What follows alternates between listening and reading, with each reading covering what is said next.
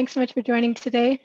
My name is Renee Dalrymple. I'm a product marketing manager for our life sciences Lattice line in North America. And as someone who got my start in microscopy utilizing home-built systems and then transitioned to the Zeiss world of commercialized systems, I'm really excited to be here today. So a big thank you to the organizers for the invitation. So I was asked today to speak about the challenges that were involved in commercializing Lattice Lightsheet technology. And first, what I would like to do, though, is talk about why do we want to commercialize Lattice Lightsheet, and well, what really is the goal of that, and what will it enable? And that really, the goal is to improve the accessibility of the technology and to allow it to reach a wider audience so that more researchers are able to utilize this incredible gentle technique to advance their scientific discoveries. So what do we need to do to make that goal happen? And really what it came down to was taking the original Eric Betzik design and making it turnkey accessible so that a researcher can take their live cell imaging sample right out of the incubator, whether it's on a glass bottom dish or a multi-well plate or a slide, put it onto the microscope, close the lid, and within just a minute or two be off and running collecting their Lattice Lightsheet data. So while of course maintaining all of the benefits of the technology of incredible gentleness, subcellular, nearly isotropic resolution, and being able to acquire really rapid volume scans. So the way to do that, which was sort of alluded to by some of our earlier speakers, is to actually take the Betzik design and flip it upside down on its head, quite literally, because it is an upright configuration. And that means the objectives are dipping into the sample, and you have limitations on what kind of sizes you can use, small cover slips, things like that. So that is precisely what Zeiss set out to do. And here's the timeline for development. It's a little bit longer than you might expect. We actually got started back in December 2011 when some folks from Zeiss visited Eric Betzik's lab at Genelia, saw the incredible first implementation and recognized immediately the potential of the technology and wanted to be involved in really making it accessible to the research community through commercialization. So of course, the next step in that is to obtain the licenses for the technology. And these are all the folks that we needed to obtain licenses from in order to make an inverted version of a Lattice Lightsheet microscope. And luckily, they entrusted Zeiss engineers with those licenses in order to make this vision come to fruition. So those licenses were acquired in 2014, right before Eric Betzik's pivotal paper came out. But the Zeiss engineers had gotten started previously to that in figuring out just how to make an inverted platform, because it's really no easy feat. In order to do this, you have to image through a cover slip at an angle with a Lattice Lightsheet and go through multiple refractive index changes. So they got started with some ideas, and you can see the first one here on the left. One of the things that's required is a relay lens, sort of move the image of the sample to the detection objective.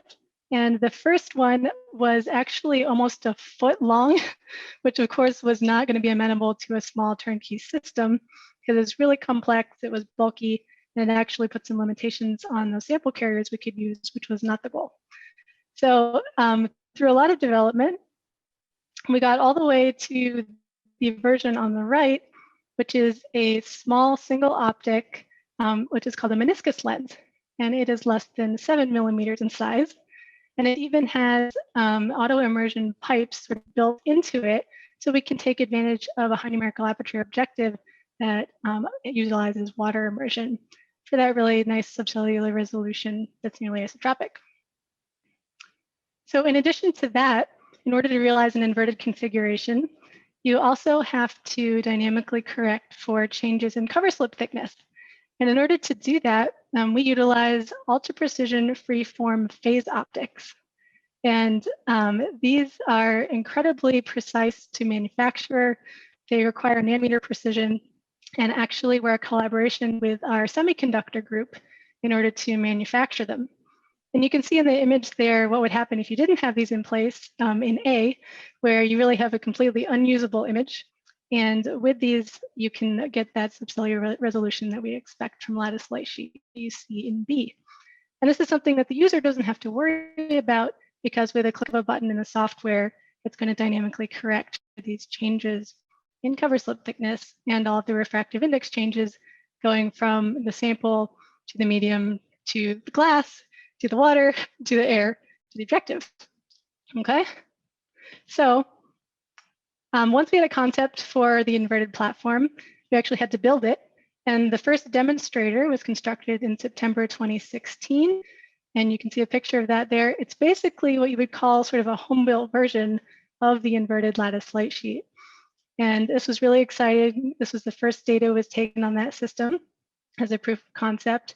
And I was lucky enough to be able to go see that system in action, which was quite incredible. But from there, you can imagine that going from that sort of home-built or Zeiss-built setup to the full turnkey system at the end on the right, there's a lot of work that still needs to be done.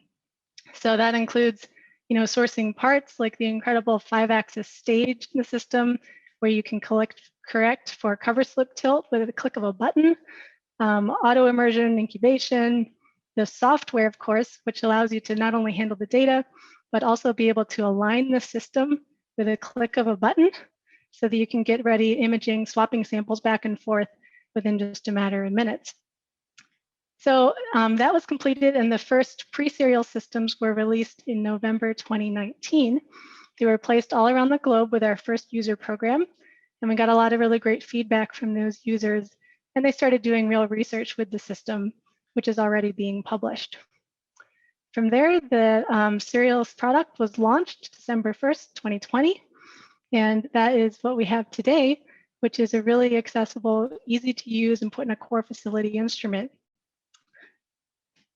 So from there, I was asked to speak about remaining challenges. And this is something that was touched on earlier by some of our speakers. I think the biggest thing, of course, is data. The easier you make your system to use and the faster it is to collect data, the more data you're going to collect, right? So it's sort of a compounding thing. So this includes data processing, which we have implemented some really nice workflows to be able to process what you acquire.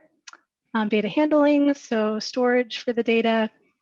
We have some options for that. Happy to chat more details later. And then data analysis and visualization. So this is something you might be aware that Zeiss has recently invested by acquiring the majority stake in Arrivis AG. And they, of course, have been leaders for years in both handling, visualizing, and analyzing very large data sets. So this is something that we are really putting a lot of effort into, both currently and going forward, as more and more people start getting access to Lattice Lightsheet technology. So we're certainly very excited about the system and would love to hear more from you guys, the community, and hoping that it's really going to help make this technology extremely accessible and easy to use.